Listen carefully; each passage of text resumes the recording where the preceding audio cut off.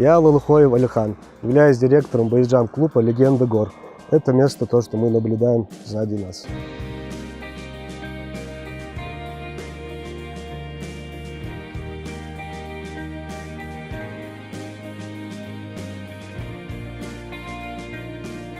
Место это такое было изначально задумано для размещения бейсджамперов. Тут, к сожалению, сегодня погода такая, что не позволяет видеть гору Цейлом, Козайлом. Они прыгают с этой вершины.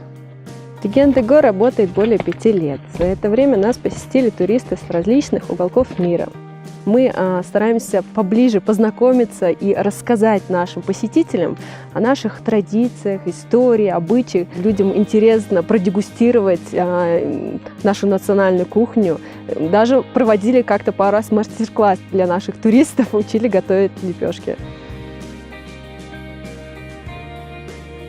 Мы тесно взаимодействуем с органами исполнительной власти. Это Министерство спорта, Комитет туризма, а также Комитет молодежи.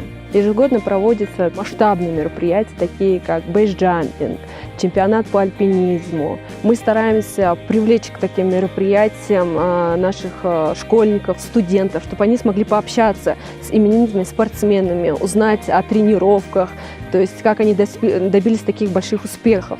Конечно же, нашим ребятам интересно, как бейсджамперы поднимаются, летят. То есть вот эти все нюансы они расспрашивают, интересуются и хотят в будущем также поучаствовать, принять участие в таких мероприятиях. Помимо этого ведем социальную работу. Приглашаем детишек с малообеспеченных семей, организовываем для них развлекательную программу, знакомим с историей, с обычаями ингушского народа. В ближайшее время хотим запустить программы иппотерапии, это конные прогулки, активно заниматься взаимодействием с благотворительными фондами, продолжать.